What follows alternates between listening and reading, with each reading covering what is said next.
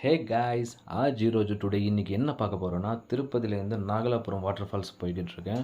So இந்த water ஃபால்ஸுக்கு போய் ரொம்ப வருஷமாகிடுச்சு. சென்னையிலேருந்து நிறைய தடவை வந்திருக்கேன் நான்.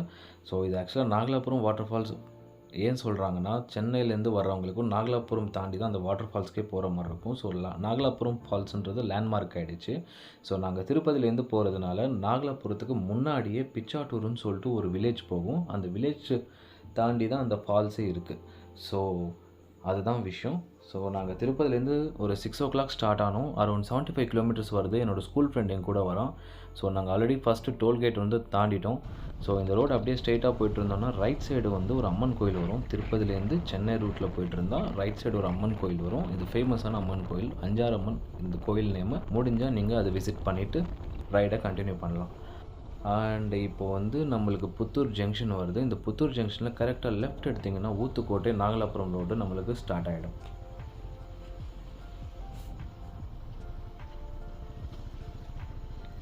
ஒன்ஸ் நீங்கள் ஊத்துக்கோட்டை ரோடில் என்டர் ஆகிட்டிங்கன்னா பிச்சாட்டூருக்கு ஒரு லெஃப்ட் போகும். என்ட்ரன்ஸ்லேயே ஒரு வைஎஸ் ராஜசேகர ரெட்டியோட ஸ்டாச்சு இருக்கும். அந்த ஸ்டாச்சு தான் லேண்ட்மார்க். ஸோ கரெக்டாக அந்த லெஃப்ட் என்டர் ஆகிட்டு அந்த ரோடு அப்படியே நீங்கள் ஃபாலோ பண்ணிட்டு போனீங்கன்னா ஸ்ட்ரெயிட்டு ஒரு ரைட்டு கட் ஆகும். ரைட்டு போகிறது வந்து பிச்சாட்டூர் பஸ் ஸ்டாண்டுக்கு போகும். ஸ்ட்ரெயிட்டாக நம்ம போனோம்னா தான் அந்த வாட்டர் ஃபால்ஸுக்கு போய் சேரும்.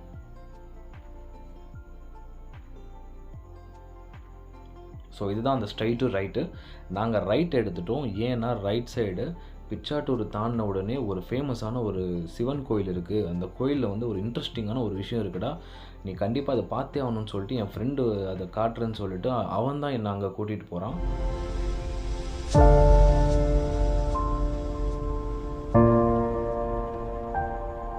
அதுதான் அந்த கோவில் இருக்கிற மலை. நடுவில் நீங்கள் பார்த்தீங்கன்னா குட்டியாக அந்த கோவில் தெரியும். அங்கே இருக்கிறது வந்து முருகன் கோவில். அந்த கோவிலுக்கு அடிவாரத்தில், அந்த மலையோட அடிவாரத்தில் தான் அந்த கோவிலே இருக்குது. ஸோ அந்த கோவிலுக்கும் நம்ம வந்துட்டோம்.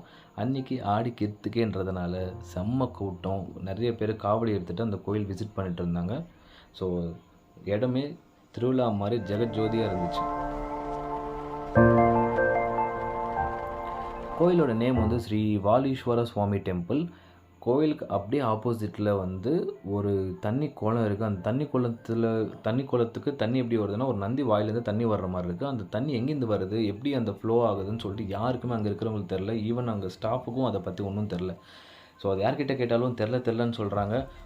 கடைசியில் அது ஒரு மிஸ்டரியாகவே முடிஞ்சு போச்சு. பட் இது ரொம்ப இன்ட்ரெஸ்டிங்காக எனக்கு தோணுச்சு. அந்த கோயில் தரிசனத்தையும் நாங்கள் முடிச்சிட்டோம்.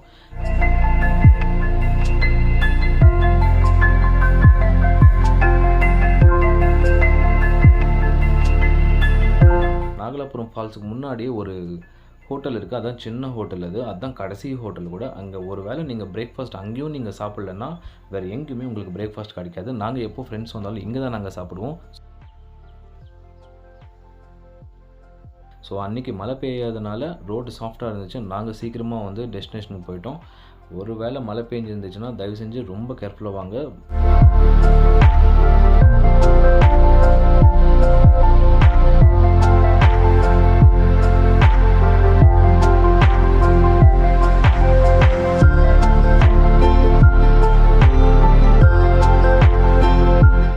ஃபைனலாக நாங்கள் வந்து பைக் பார்க் பண்ணுற இடத்துக்கு வந்துவிட்டோம். ஸோ முன்னாடி வந்து பைக் மட்டும்தான் பார்க்கிங் சார்ஜஸ் பே பண்ண மாதிரி இருந்துச்சு. இப்போ வந்து பர் ஹெட்டுக்கும் சார்ஜ் பண்ணுறாங்க, என்ட்ரி டிக்கெட் மாதிரி. ஸோ அந்த ஃபீஸோட டீட்டெயில்ஸ் வந்து நான் டிஸ்கிரிப்ஷனில் கொடுக்குறேன், நீங்கள் செக் பண்ணிக்கலாம். ஸோ ஒன்ஸ் நாங்கள் பைக் பார்க் பண்ண உடனே எங்களோட நடக்கிறத நாங்கள் ஸ்டார்ட் பண்ணிட்டோம். ஸோ முன்னாடி வந்து ரொம்ப தூரம் நடக்கிற மாதிரி இருக்கும். இப்போது வந்து அது எல்லாமே கொஞ்சம் ரெடியூஸ் பண்ணி பார்க்கிங்கும் கொஞ்சம் கிட்ட ஆக்கிட்டாங்க. ஸோ எவ்வளோ தூரம் நடக்கிற மாதிரி இருக்குன்னா அப்ராக்ஸாக ஒரு 2 kilometers நடக்கிற மாதிரி இருக்கும். ஒன்ஸ் நாங்கள் ஃபாரஸ்ட்டுக்குள்ளே என்ட்ரானோடனே அந்த ஃபீல் வந்து ரொம்ப டிஃப்ரெண்ட்டாக இருந்துச்சு. ஓன்லி பேர்ட்ஸ் சத்தம், அந்த வாட்டர் ஃப்ளோ ஆகிற சத்தமும் அங்கே கேட்டுட்டு இருந்துச்சு.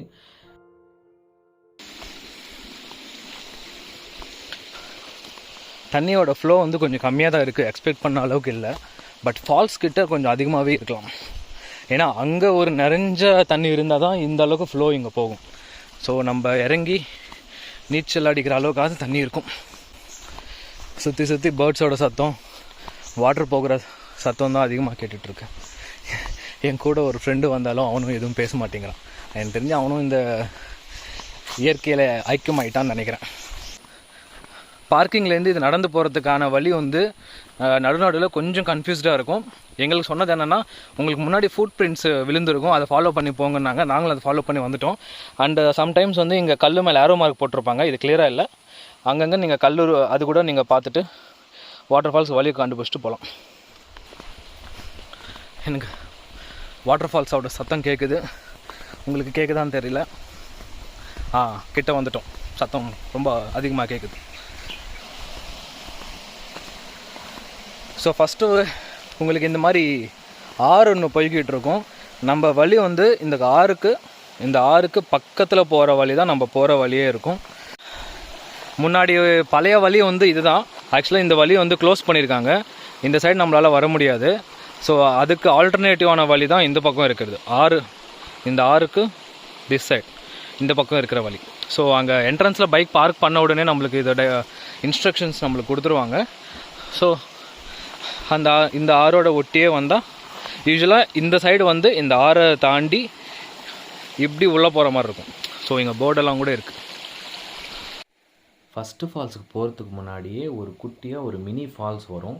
இங்கே வந்துடுறவங்க இல்லை ஃபேமிலியோடு வர்றவங்க இந்த ஸ்பாட் சூஸ் பண்ணிக்கலாம். ஏன்னா இங்கே ஆழம் கம்மி, நல்லா தண்ணி கூட ரொம்ப கிளியராக இருக்கும். அண்டு நிறைய பேர் இங்கே வர்றது கூட ரொம்ப கம்மி. ஏன்னா நிறைய பேர் மோஸ்ட்லி ஃபஸ்ட் ஃபால்ஸுக்கு போயிடுவாங்க. இந்த பிளேஸ் கொஞ்சம் ஃப்ரீயாகவே இருக்கும். ஸோ முடிஞ்சால் இங்கே நீங்கள் டைம் ஸ்பெண்ட் பண்ணலாம்.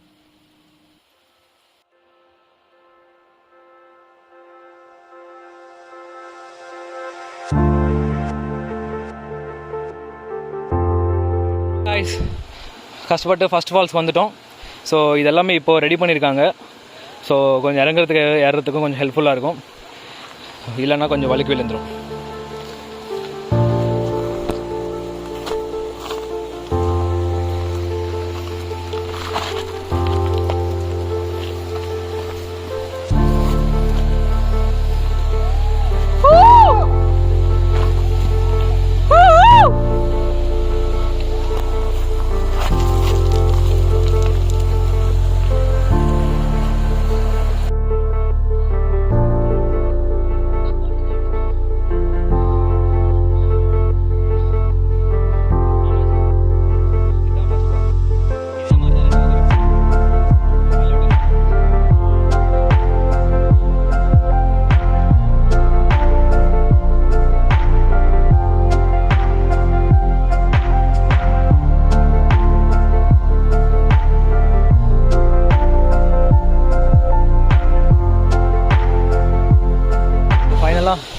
இதுதான் ஃபஸ்ட் ஃபால்ஸு. இதுக்கு மேலே அலோடு இல்லை. அங்கே ஒரு கார்டு கூட அதுக்காக நின்றுட்டுருக்காரு. இதுக்கு மேலே அலோவ் பண்ணுறதில்ல. ஸோ நம்ம இருக்கிற வரைக்கும் இங்கே தான் என்ஜாய் பண்ணிட்டு வீட்டுக்கு போக வேண்டியதான். அங்கே இன்னும் உள்ளே போனால் அங்கே 2 பேர் இருக்காங்க. அதெல்லாம் கொஞ்சம் டெப்த்தான பிளேஸு. ஸோ முடிஞ்ச அளவுக்கு இந்த கயிறு கட்டினா இருக்கிற டிஸ்டன்ஸ்லேயே இருங்க. நீச்சல் தெரிஞ்சால் நீங்கள் அதெல்லாம் ஃபுல்லாகவே போய் ஃபுல்லாக என்ஜாய் பண்ணலாம். Be safe guys. இந்த ஃபால்ஸில் இன்னொரு இன்ட்ரெஸ்டிங்கான விஷயம் என்னென்னா, நம்ம அந்த தண்ணியில் கால் வச்ச உடனே வித்தின் 1 மினிட்டில் நிறைய ஃபிஷ் வந்து நம்ம காலுக்கு அடிக்க ஆரம்பிச்சிடும். அது ரொம்ப கிச்சு கிச்சுன்னு இருக்கும். ஸோ நிறைய மால்ஸ்லாம் நம்ம பார்த்துருப்போம், ஃபிஷ் ஸ்பா அது இதுன்னு சொல்லிட்டு 100 rupees per hour இல்லை ½ an hour இருக்கும். இங்கே அது வந்தால் ஃப்ரீயாகவே கிடைக்குங்க.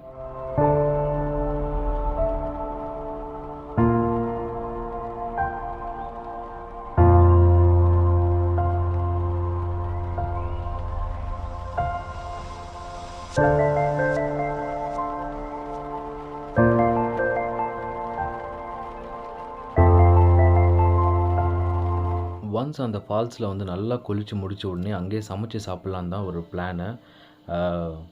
அன்ஃபார்ச்சுனேட்லி எங்ககிட்ட வந்து மேட்ச் பாக்ஸ் இல்லை. ஃபயர் பண்ணுறதுக்கு எந்த ஒரு இதுவே இல்லை. அங்கே இன்னொரு பர்சன் கிட்ட மேட்ச் பாக்ஸ் இருந்துச்சு. 3 தீக்குச்சியை வச்சு ஆரம்பித்த சமையல் தான் இது.